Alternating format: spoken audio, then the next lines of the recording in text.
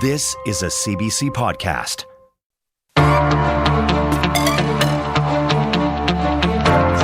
Good afternoon. I'm Rita Chelly. This is Ontario Today. We're going to continue the testing. We're going to ramp up this testing like this province has never seen. Another 3-4 weeks, we're going to do a lot of testing. I can stand here and promise you that I'm going to be all over this testing. In this hour, Ontario's big problem. Day after day for many weeks, news that not enough people are being tested in this province. News that cases are going up even when testing is not. I'm obsessed with this testing. As you can tell, I'm a little wound up today.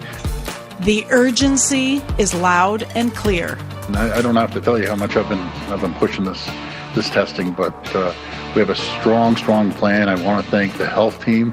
Everyone on the team, they've worked all weekend.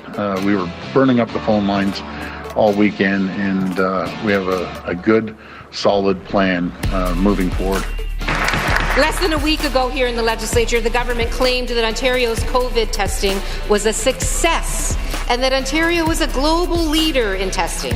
Barely 24 hours later on Thursday, the Premier claimed he was shocked by Ontario's low levels of COVID testing and was pledging yet another action plan. We see what's going on here. You say one thing, but the reality is quite different.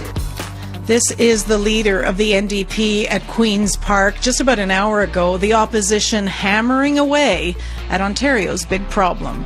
The fact is, for months, the government has offered more excuses on testing than actual answers. What assurances can the Premier offer us that the new testing strategy will actually produce the results that every expert says we need in order to successfully reopen the economy when efforts to date have been so consistently falling short? A strategy to be announced sometime this week. Confusion over who should and shouldn't get tested right now. You will not be turned away. You don't need an appointment. Just show up to a testing center and they will test you. All I can say, Speaker, is promises. That's what we get. A lot of promises, but no action. Yesterday, the Premier encouraged Ontario families living in what he called hotspots to get tested for COVID-19. Yet when the CBC News asked the government to provide a list of these hotspots so that people could actually take the Premier's advice, the government refused to do so. Can the Premier explain how families are supposed to know whether they're actually in any of these hotspots?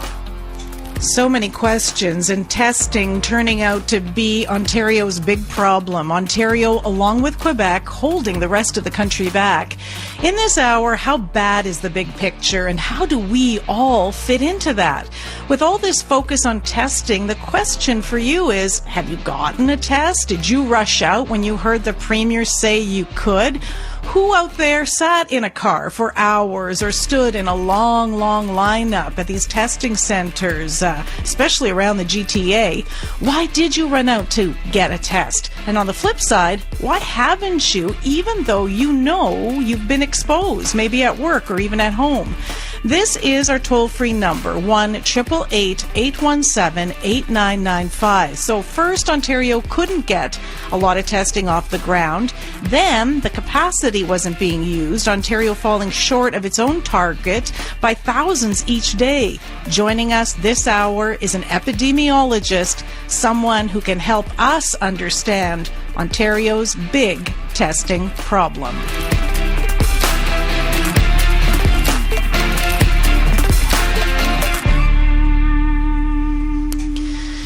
So over the weekend, the province did loosen up some of these rules about who can be tested. So to be clear, it's not exactly a free-for-all. The Ministry of Health is saying if you have symptoms, it says, by all means, get tested. So even one symptom.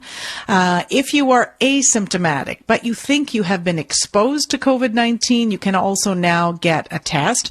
Or Here's the other side. You're not showing any signs, but you're at risk at exposure through your job. Let's say you work in healthcare, in a grocery store, a food processing plant, whatever. Somebody at your bus transit system got COVID. You can also get tested. So just to try to clarify some of that, but really, this is one of those kind of discussions where we're going to have the expert who can tell us all about, the best of and what is being learned, where we're really at as a province. And your job is, you're more than maybe a statistic. Like, where do we all fit into this picture, right? And this testing is a big deal. Did you go out? Did you have to wait for a long time? Do you think in your heart, like, you didn't really need to go, but once you heard, hey, everybody can, like, especially in these last few days where the message seemed to change, give us a call and tell us your experience. 1-888-817-8995. I also want to acknowledge the developing news, these reports of what the Canadian military has reported, seeing and observing in some of these very hard-hit long-term care homes. We had planned a different program for tomorrow, but I think there's hands down, we will be looking at that. The Premier will be talking about that later this afternoon, and no doubt it will be part of what question period will be. They are sitting now 2 days a week at the legislature. So, but for today, let's focus in on this question of testing. Our guest is Professor Raywat Deonandan. He is an epidemiologist at the University of Ottawa. Welcome to our program. Hi, how are you? There's so much going on. I wonder, even just for you, I should tell you and others, I had written a completely different opening essay, and then a question period happened. And I thought it was important to hear what the political leaders are at least saying. What were you reflecting on as you heard some of that debate? I was reflecting on the chaos, the tragedy, and the imprecision of public health messaging. I consider myself a public health communicator, and this entire pandemic has been an ordeal of not putting into practice all of the things that we communicators thought we understood. A simplicity of messaging, consistency of messaging, clarity of messaging, that's been lost, especially in this province. And that's a deep tragedy. Wow. That's a big comment. Oh, I'm sorry. No, I just want to. That inciting. I'm glad we're No, but it's so sincere. But I think for people should register this. You know this stuff more than we do. And it's not just us, I guess, citizens who are confused and see chaos. Even people in your field are observing the same things. Take it back to even wearing masks. Do we wear masks? Yes or no? Do we see our loved ones? Yes or no? Was the spike in cases due to the Mother's Day weekend? Yes or no?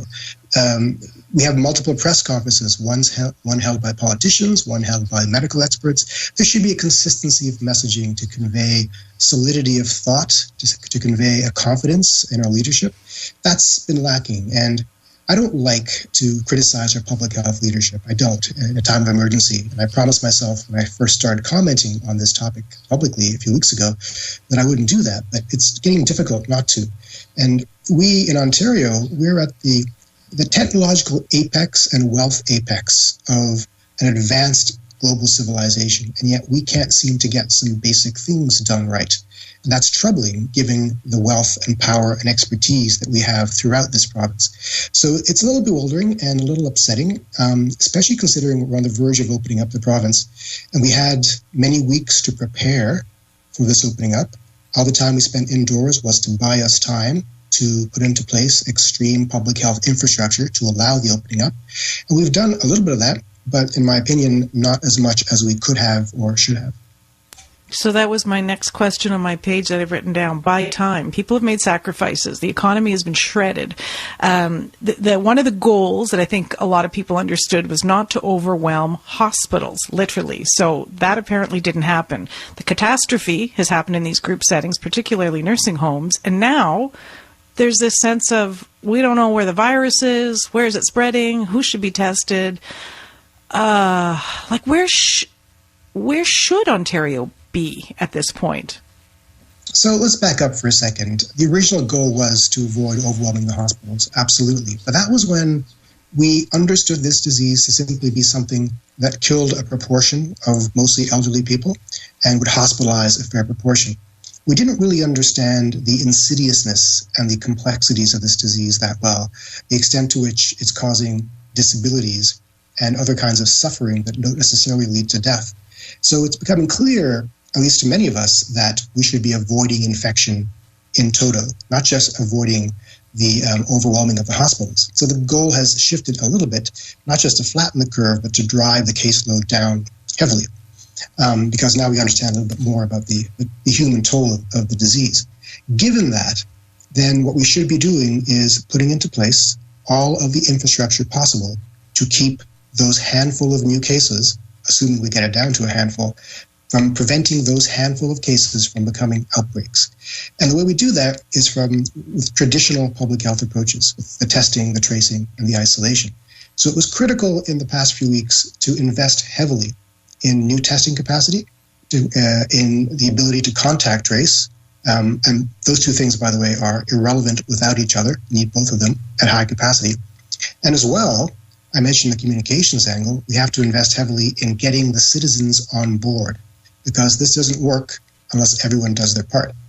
And what I'm sensing from the questions that I get and from what I observe in the population is that a lot of people don't fully appreciate the population risk at play and are being a little flagrant with the public health mandates and recommendations because they see this as an individual risk issue and not a population risk issue. So we have to get our testing, our tracing, both straight, but also really explain things well to the population, what we need to do in order to get through the next few months. Yeah, I mean, I'm shaking my head at that last part because a lot of people might feel like, yeah, we've seen the commercials, we've heard the news conferences, we listened to the news, we got it, social distancing, but you're saying there's more, so we can talk about that. But I want to invite you, if you can, in a snapshot, give us this idea of why testing and tracing needs to go together and how that has broken down in this province. Okay, so let's start with tracing. I think we all get a sense now of what tracing is. It's once you identify a case, you investigate where that person was in the past 2 weeks, because it takes at least a mean of 5 days before symptoms arise, and probably a few days after that before we get a test result back. So we go back 2 weeks to see where you've been to figure out who you might have spread it to. That only works if we know you're a case to begin with. And we know you're a case to begin with only if you've been tested. So they go hand in hand. If you can't contact trace someone who hasn't been tested. So the purposes for testing and tracing, well, let's go back. The purpose of testing, I like to think of it as three purposes. The first is a clinical purpose, and that's how most people think about it. You've got a disease, an illness. We test you to figure out if you have this disease, and therefore we know how to treat you and where to place you in the hospital and which kinds of therapeutics to offer you. The other lens is the public health lens. That's when we test you to figure out if you have this disease, so we know whether we have to contact trace you and whether or not we have to isolate and quarantine you. And the third is the planning lens, which is also an infection control lens. We test you to figure out if you are safe to get into this building, if you are safe to go back to work, so forth. So in the early phase of this epidemic, everyone was focused on the clinical lens because everyone's upset. Everyone's terrified of the disease and the hospitals are being overwhelmed and people with symptoms are lining up to be tested. That's great. But now that the caseload has come down substantially, we have to focus on the public health and the planning lens. And the public health lens tells us, well, now we have to go and chase down the residual cases and prevent them from affecting everybody else. And the planning lens tells us we have to figure out those people who don't have it, who might infect their workplaces, or who might put in jeopardy their schools, or long-term care centers, or be cab drivers, who might become super spreaders themselves. So there's a lot of different perspectives to be applied to testing.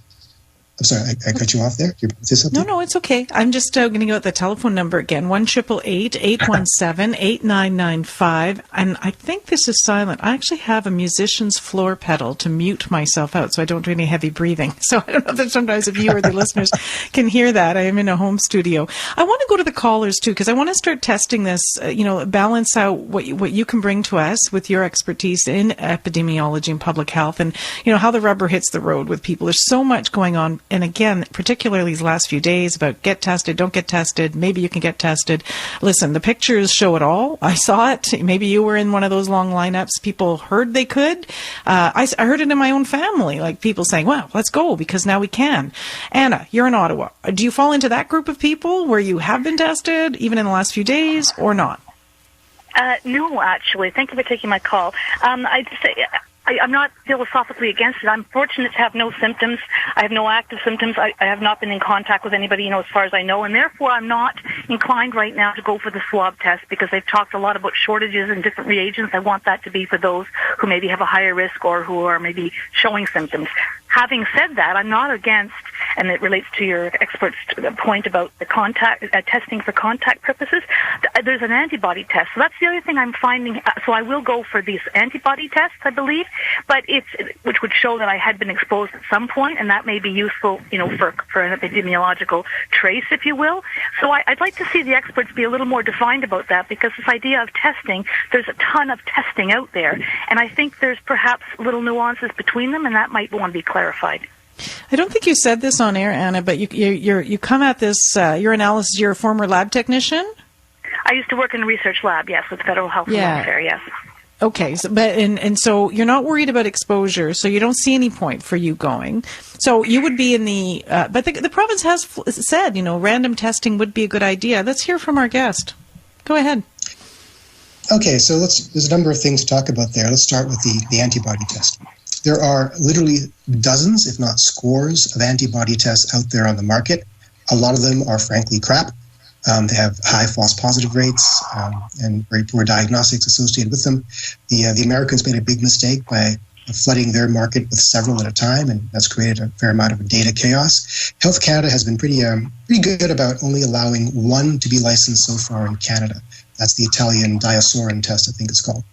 Now, the way the antibody test works is, as your caller had pointed out, it tests for the existence of markers in your blood that indicate that you were once exposed to the virus and mounted in a kind of immune response. That's useful for research purposes. It tells us the full extent of the disease's penetration in our society and allows us to figure out its characteristics, like its actual fatality rate and infection rate. But it doesn't really help us in that much in quashing existing cases, because if we know that you were infected, we're not sure you're currently infectious, and that's not useful from a public health response perspective. It's useful epidemiologically. The other thing that the caller talked about was whether it's worthwhile for her to get tested as a waste of the reagents. And yes, there is a global push on to acquire the reagents. In Ontario, though, we have this gap in usage of the capacity. So I think we're doing 8,000 tests today, and we have a capacity for 21,000. That's not being filled, partly because people are not coming forward to be tested. And my feeling is that that capacity is better spent in truly random testing, proactive random screening. Having people show up to be tested isn't entirely random. It's they're selecting based upon their own personal criteria, like they feel that they've been exposed, which is not a random thing at all. So we have to be able to deploy this test in a truly statistically random fashion to get a sense of where the disease is currently. Hopefully that makes sense. And we're obviously the province is way off on that. If it's just slowly been like opening up even to, essential workers who think they might be people who've been in the workplace, they think they've been exposed, like to do it random testing, which is also coherent, sounds like it would really be down the road at this point. Yeah, but other places do it. I mean, Iceland started this whole game up there. From the day one of their epidemic, they were partnering with a private company, Decode, offering random testing for anybody who wanted it, but also soliciting people to take it. As a result, they have a good sense of the disease characteristics in their population. There's an analogy I like to give. Oh, sorry, I interrupted you again. No, it's okay. Let's take Cheryl, and I think I know the analogy. It's a good one. Let's work in a caller first, and then we'll go back to Cheryl. You're in Etobicoke. Have you gone to get tested? Are you interested? Because I think Etobicoke or parts of... Yeah, go ahead. Yeah, I did actually. I went on March 15.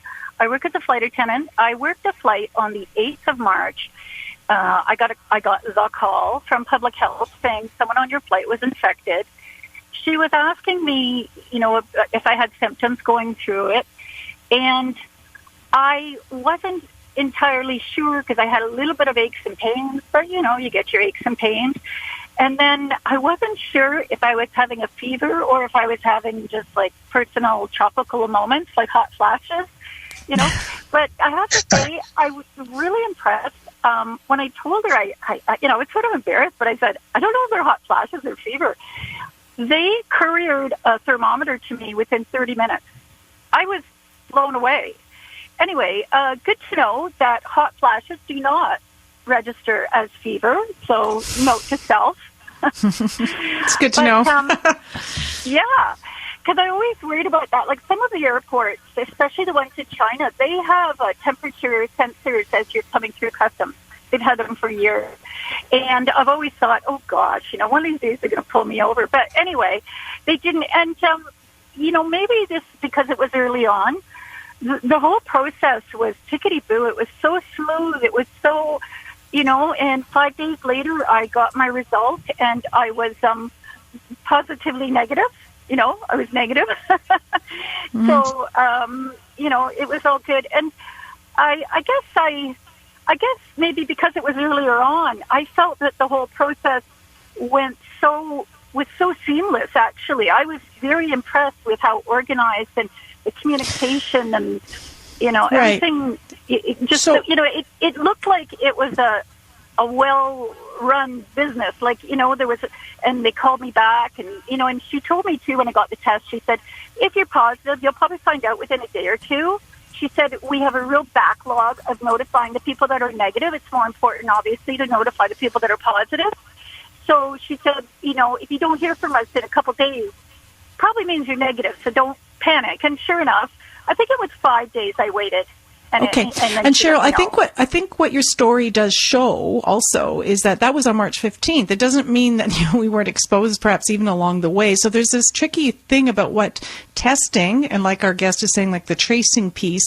I'm just conscious of the time here because we're going to break to go to news in a few minutes. I want to make time for another caller before we break away. Sid Ryan, a familiar name to many people, a former head of the Ontario Federation of Labour, is on the line. Hello to you. Hi, good afternoon. How are you? Not bad. So, you're a retired guy, aren't you, by now? You got it. That's right. I retired 4 years ago. Right. So what's going on? Like, did you get tested? Are you calling because I did. I listened to the Premier, and he said basically that anybody can go get tested. And unlike your previous caller, it's aches and pains. You kind of wonder, is it something? One day you got a sore throat, and the next day it's gone. So I thought, what the hell? I might as well go get tested in case I'm asymptomatic. So I filled in a form online on Sunday night at about 8 o'clock. At about 10 o'clock Monday, I got a phone call from a doctor. I went through the symptoms. He said, I don't think you've got anything to worry about. He says, but anyways, he said, I'll set up an appointment for you to go to your local hospital. So about an hour later, I got a phone call from the Lake Ridge Hospital in Oshawa, and they said, you got an appointment for 2:15. I arrived at 2:10, and it was all done and finished by about 2:17. So I was like less than 7-8 minutes in the hospital, no lineups. Basically went in straight away. They did me, and then that's it. They said in 2 to 3 days' time, you would go online and get your results. Okay, and that was yesterday, you're saying, right? That was just yesterday, yes. Right. So you don't know yet, but you are obviously someone who, when you heard the message, you could go, you had this unease, you went and got tested. Thank you for your call. Exactly. We're trying to get a sense of the big picture, what's missing in Ontario's big testing problem. You've heard some from our guest, the doctor, spelling that out. I think in your words, right at the beginning, you said it's a tragedy, it's chaos, really, that Ontario having all the capacity, the technological, intellectual capacities, is not further ahead. So that's like an expert kind of analysis. We're asking you to tell us about your own experience, especially if you've been out in the last few days, like Sid Ryan, who was at a hospital yesterday afternoon getting tested. This is a toll-free number, 1-888-817-8995. More when we come back.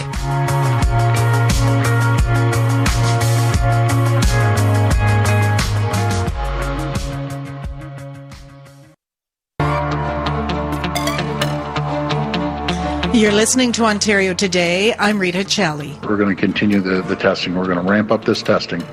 like this province has never seen. Another 3-4 weeks, we're going to do a lot of testing. I can stand here and promise you that I'm going to be all over this testing.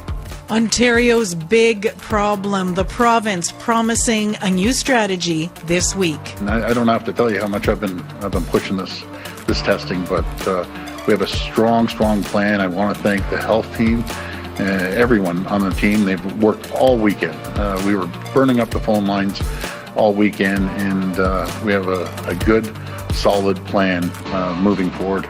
The fact is, for months, the government has offered more excuses on testing than actual answers. What assurances can the Premier offer us that the new testing strategy will actually produce the results that every expert says we need in order to successfully reopen the economy when efforts to date have been so consistently falling short? So, a strategy to be announced. You will not be turned away. You don't need an appointment. Just show up to a testing center and they will test you. And confusion now over who should and shouldn't get tested. How bad is the big picture? Our guest is an epidemiologist, and he's here helping us understand. We're also asking about how you fit in. Did you rush out to get a test when you heard the Premier? Or, on the other side, why haven't you been tested even though you know you have been exposed? 1-888-817-8995. Our Twitter handle is @CBC Ontario Today. I should mention that the developing news today that the Canadian military has given a report into disturbing things that they have observed while working in some of the hardest hit long-term care homes. This has obviously been leading the news in the last a few hours. At 1:30 today, CBC Radio will carry the live news conference with the Premier and also the province's Solicitor General, who are expected to speak to this. For now, we are talking about the situation with the testing. Our guest is Professor Raywat Deonandan, and we're going to go back to the phones. But Professor, I know you have this analogy about like flashlights and cockroaches, and I wonder if you can give us the crash course of what you like, how you like to describe hunting the virus. It's important to remember that this disease, this epidemic, is characterized by being an asymptomatic spreader. So people are spreading it without knowing that they have symptoms.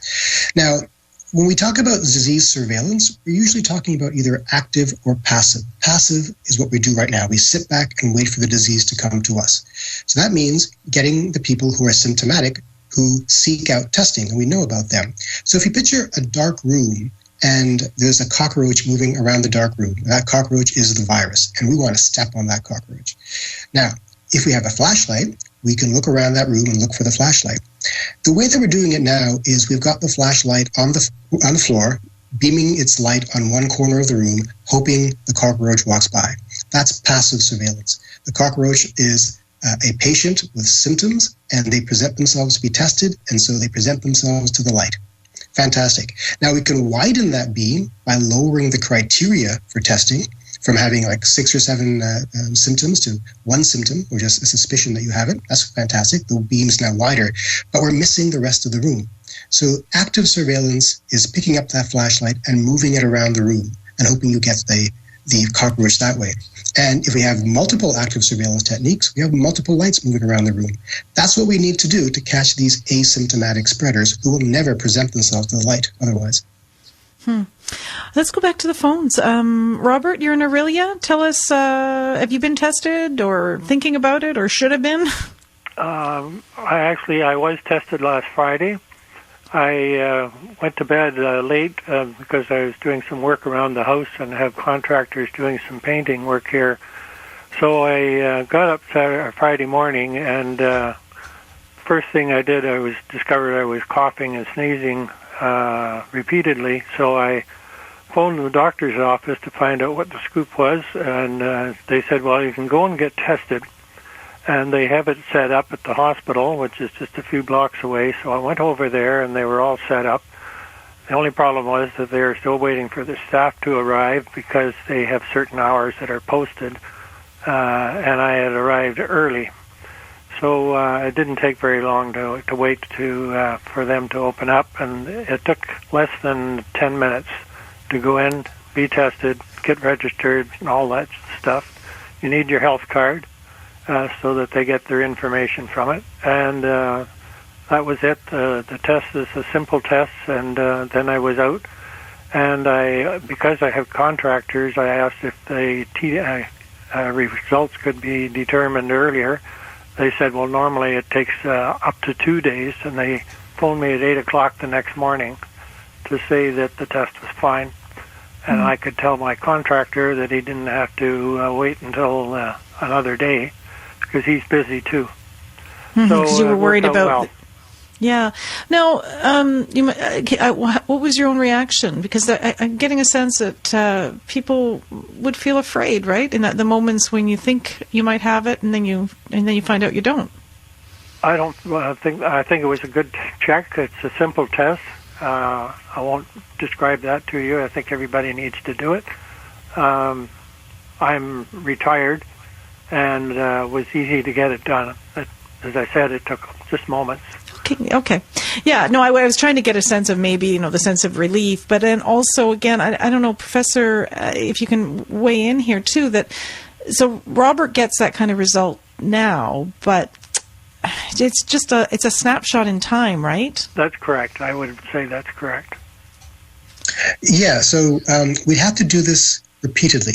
If you think about deploying a test in a workplace environment, let's say a hospital or a school, where you test everyone coming in, you'd have to do it on a regular basis, every couple of weeks at the least, in order to get a sense of who's actually safe, because you can test negative today and positive tomorrow. But that's what we have to do. Now, this all gets easier when we have the rapid on-site tests, which are still coming. Some countries apparently have them already, and that will give us real-time results. So you put your finger in a box, 15 minutes later, you know if you're safe to come inside. And so they have that, right? Yeah, so Abbott Labs has a 50-minute test that the USA is using. South Korea has a rapid test as well. Canada had a rapid test that did well in the laboratories, but hasn't been doing well in real-life settings. That's the Spartan Biosciences test. So we're still late on acquiring these rapid tests, but they do exist. Yeah, I mean, we even in my own circles, we're talking a lot about the summer because we're holed up like a lot of people, but there are elderly people in our family that we'd like to see who have also been alone. They said, wouldn't it be great if we could get tested and then we'd know we could travel to see so-and-so in my case, in Northern Ontario.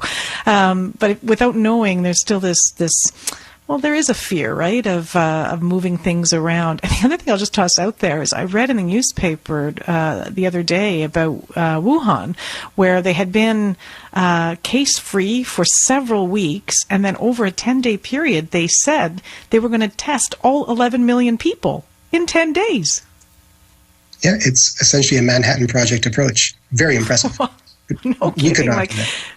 No, but I mean, and they're also not lying about it. Like, they actually can do it. I guess that was where, when I heard other people, saying, oh, they're just telling us they are. I said, I don't know. They're probably dead serious about it. 6 cases popped up, 11 million people going to be tested in 10 days. I'm very impressed by that reaction. Now, keep in mind, we're not China, and every society, we try to learn from other countries, but there's a difference in the kind of compliance our public will accept. There's a degree of authoritarian intervention, intrusion into our lives by requiring everyone to submit to a test. I understand there's civil liberty issues to dance around. So we learn what we can from other countries, and we apply it to our own values and our own population. Yeah. Yes. I mean, I take what you're saying. You're being diplomatic, and so many people are forced to be doing it. But in any case, I guess it's just such a contrast of where we are. Again, one of the biggest provinces here in Canada, and, between Ontario and Quebec, really, the picture is very different than the rest of the country. Margaret, you're in Kingston. Tell us about, I think you actually tried to go in the last little while. Tell us about your experience with testing. Like, why did you go? I went twice, 2 different spots. Okay. And all they tell you, they ask you a whole bunch of questions about your symptoms. If you don't have none, they say, sorry, we're not going to test. So, first of all, let me help you tell the story then. I think you had some concerns because of the kind of work you do. What do you do? I volunteer my time with the elderly. Like, I do their gardens, I shovel snow in the winter, I clean their house sometimes, like they live in their own homes. Like, I help them. I don't take over their house. I just help them. Like, I do all the heavy lifting, and I just turned 55 in March. Okay. So. And it's volunteer that you do this? Yes. I don't get paid. Okay. And Margaret, when was the first time you tried to get tested? March 17th. I went to someone said the Memorial Center had a testing site there. So I went there to get tested. They asked me whether I had a fever, sniffles, or anything like that. But when I told them I had allergies, and they go, well, that don't count. Okay, and that was in March. And then when was the second time? Monday. I went to a different health center, and they asked me the same questions and told me the same thing. What did they tell you? Well, they said I didn't need to be tested. And they ask you what you're on. If you say you're on disability, they shrug away, and just like the hospital, they treat you like you're a disease or something just by being on disability. That might be an inference, unfortunately, from your part. But again, so you went twice, is what you're saying, including yesterday. And you went yesterday is it because you heard that it was being opened up to more people? Well, yeah, I thought so. Mm-hmm. But I guess not. And so you don't have any symptoms, but you do this volunteer work going into around elderly people. Yeah. So you were okay. Well, I mean, this is where the experiences can be quite varied, and it's valuable just to hear. I think, Christine, you're next. You're in Toronto. Have you gone in the last few days since this? Everybody should get tested. Did you try to go? Yeah, no, I haven't. Thanks for taking my call. I actually looked it up online, though, and found that I needed to call a number, which I still intend to do, but I realized it wasn't sort of really straightforward to find out where a test center is. And presumably that's because the system isn't kind of keeping up with the changes in the approach.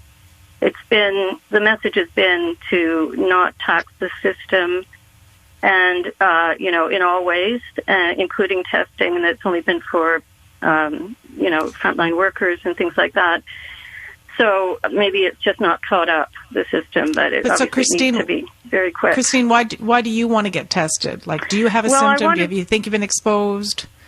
I could well have been exposed like anyone, really. I've been incredibly careful, but I've had to shop. We know this disease is so infectious. You just have no idea.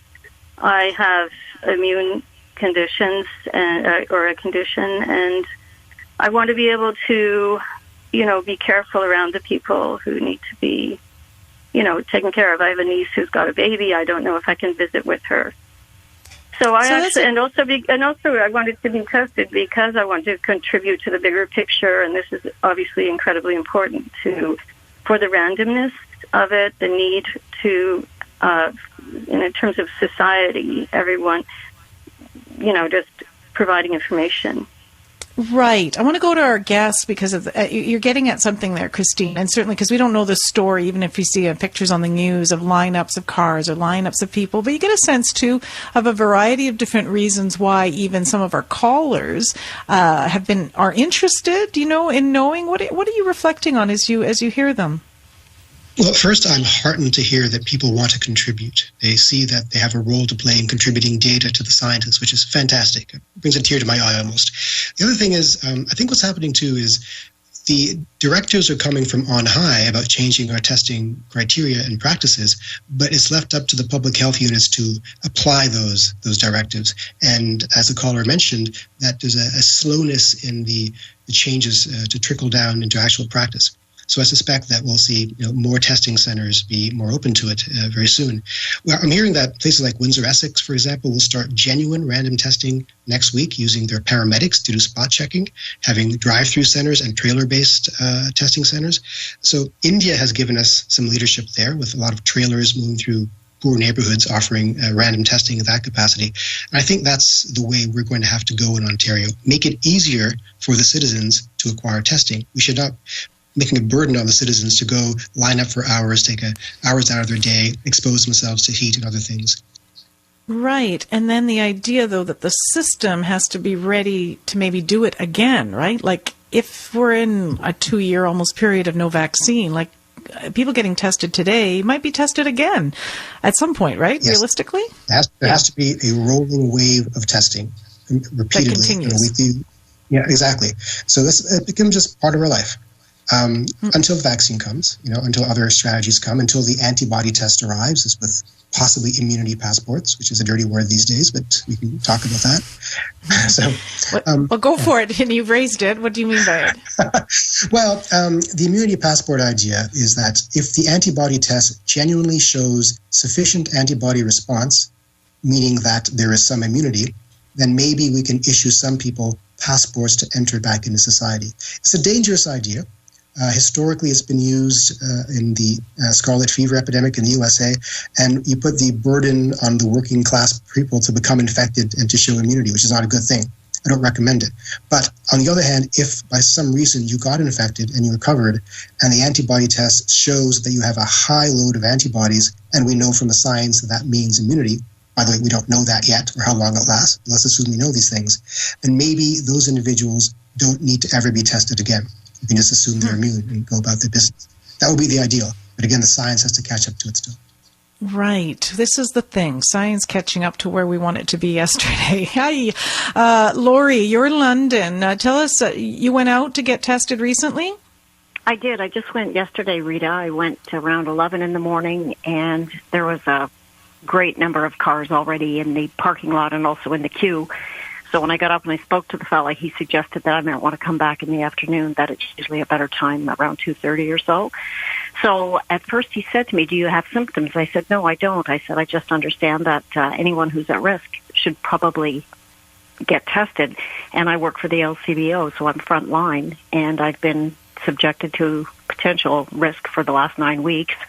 And so anyway, I came, but his feeling was that it wasn't a good idea to get tested if you didn't have symptoms. So there was a little bit of a disconnect there in the messaging, and I was concerned about that. So I said, I've been told that our president, Smokey Thomas, has made arrangements with Doug Ford that anyone in corrections or LCBO should absolutely go and get tested. So I had my papers with me to show him that, yeah, I'll be here. So I came back at 2:30, had to wait 2 hours. It was a very long wait. It was very, very hot yesterday. But I said, you know what, I've made the commitment, now I'm going to go through with it. So now I'm just awaiting the results, and I have every expectation I'm fine because I'm masked, I'm shielded, and I'm gloved when I'm at work, and I'm behind plexiglass. But you never know. So I thought, I think it's being a responsible employee and a responsible citizen, so I did go get tested. Yeah, so Laura, just to understand, you work for the LCBO? Yes, I work in one of the stores. Okay, and what you're describing is that there has been an arrangement between your union leadership and the provincial government to say that people like you and in corrections, you have some kind of paper to show that you qualify to get tested? No, but I showed him the email that I got that was released by OPSU on, I guess it was on the weekend. And as soon as I read it, I thought, okay, you know what, I'm going to go tomorrow and do it. But I was not aware that it had been opened up to the entire province, so it probably was a moot point. Well, it's not really opened up. That's the thing.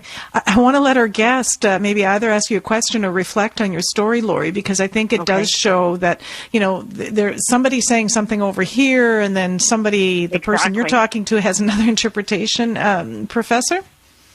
Yes, this is the classic broken bureaucracy syndrome, isn't it? Where the failures of the system to respond to the epidemic right now aren't scientific, they're administrative, and this is deeply frustrating. I have in front of me a memorandum from the Ministry of Health to the health system organizations dated May 24th, explicitly stating that people who are at risk of exposure through their employment, including grocery store employees and food processing plant employees, and I assume LCBO employees, are free to get tested. So that memorandum obviously hadn't made its way to the testing center you went to.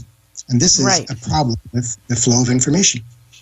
Yeah, but what do we make of that? Like, I mean, you used the word, it's a tragedy. You called it chaos. You know, from your professional analytical perspective, I mean, I guess I feel dreary asking it, but I also think it's important people understand that the stakes are really high and that as we move to opening up more and more, or wanting, you know, the gatherings to go from 5 to 10 even, that this province is apparently just not where it should be. Yeah, and I'm sympathetic to the overworked public health people. That's a real thing. They're genuinely exhausted. But the citizens can demand of their leadership more clarity and more efficiency, and at the very least in communication, not just with them, but with their own chain of command throughout the system. We've moved in the pandemic now from the phase where it's all about doctors and epidemiologists managing this to where it's about administrators and organizers and managers just getting the stuff done. And that's what we should be good at, right? That's what we can spend money and resources and time being good at that. We don't require Nobel Prize winning science to make that happen. So that's the frustrating part. Right. And can I ask you, too, to clarify for the audience, I mean, does the data in Ontario give a picture, let alone, like we heard the Premier talk about some hotspot neighborhoods, but is it clear, like, what kind of, like, how many grocery store workers have been at risk, or people on public transit, like some other more nuance in the details? It seems like in the reporting, I'm going to refer to my journalistic colleagues, these congregate settings, group settings, nursing homes, it's clear that the majority of cases and deaths I'm talking about happen there. But then there's like these other figures, and is it not known where the patterns are? It's a really good question. So let me back up and say the signature of this disease is that it does well in large gatherings, so concerts, sporting events, churches, etc. And we know from contact tracing where most people got it. They get it from intimate dinners and conversations and business meetings. But there's a fairly large proportion that we don't know about, and we're assuming they got it from other kinds of interactions with people. Now, the data exists somewhere. I haven't seen it. It's difficult to get it for some reason. That's another frustrating part of all this, is the slowness of the data pipelines to be opened up to researchers. And I understand a little bit what that is. For example, we know that there are hot zones in the province, right? Premier said certain postal codes are glowing red or something. But we're not told what those are. I understand why. You don't want to stigmatize those regions. You don't want to have people terrified to live there. At the same time, we're at a point where it's all hands on deck. Let the information free to the researchers so we can do the analyses and offer better guidance. I think the rewards outweigh the risk of stigmatizing those neighborhoods. Yeah, it takes my breath away in a sense too, because, journalistically you want to help always shine a light or simplify some of the information. And over a period of time, it became clear, like, there's a lot being said, but there's just the details appear to be missing. Chris, you're in Peterborough. Tell us, again, big picture, Chris, you're like one piece of the puzzle. Did you get tested? Do you want to be tested? Yeah, hi, good afternoon. Yeah, I did get tested last Tuesday. I came into contact with someone through my work, and I left my post before my employer released me to go be tested. I live in a different jurisdiction than my employer, and I guess we were navigating our circumstances with the local health unit, and I got into contact with mine, and just wanted to remove myself from my place of employment before I potentially become a spreader. So I don't think you said this on air, but you're a first responder? Yes, I am. So you don't have to jump through hoops, presumably. Like, you can go and get tested, right? Yep. Okay, and that was the first time. I was tested immediately, and I received my results within 2 days. Unfortunately, I was ordered back to work before I received my results. Oh, well, and what I'm also wondering, you've been working presumably since January, February, March. Was this the first test you got? Yeah. It's the first test I've received. We're not doing any proactive testing, but certainly looking for opportunities to be tested if we're coming into contact, and the employer has a procedure and guidelines. They work with the public health unit. Unfortunately, there's some bureaucracy with these things, I guess. And yeah, I'm curious from you just to know, do you feel safe enough, I guess, in doing your job? Yeah, I do feel safe enough personally. I do come into contact with vulnerable populations from a health perspective. So being being an asymptomatic spreader is something that I think about, and I don't want to spread it. Mm-hmm. As I listen to you, Chris, and I see, we're almost done for this hour, but I wonder, and maybe our guests can reflect on this idea of trusting still, right? Like rallying, believing that the system is getting it right. I didn't ask this directly of people. So we hear more literal stories about going up, getting tested, how it might have panned out. But I wonder if you can reflect on the role of trust, either today and even going forward. Absolutely. And I'm heartened. I'm heartened by people's desire to do the responsible thing, like our caller. He wants to present himself from being an asymptomatic spreader. And it's our job in public health and in government to empower people to make these responsible choices. I said before that this only gets done if people do their part, if citizens are partners in the solution. It sounds to me like they want to be. Now we have to give them the tools to be partners in that solution. And that means rapid testing and rapid responses to testing. Other countries have situations where when you get tested, you get a text message in real time telling you what your results are. So that's a solution we can apply. Mm-hmm. Listen, I hope you can come back and join us again. Really appreciated your insight and how candid you were being. You started the hour by saying you wanted to hold back when you started commenting. I think it's important that people hear directly what people like you think. So thank you for that. My pleasure. Thank you so much. Our guest this hour has been Professor Raywat Deonandan. He is an epidemiologist at the University of Ottawa. As I mentioned throughout the hour, there is going to be a news conference at 1:30 that CBC Radio will carry live. It has to do with some observations made by the Canadian military. We'll leave you with these comments from the Prime Minister. On reading the deeply disturbing report, I had obviously a range of emotions of anger, of sadness, of frustration, of grief. It is extremely troubling, and as I've said from the very beginning of this, we need to do a better job of supporting our seniors in long-term care.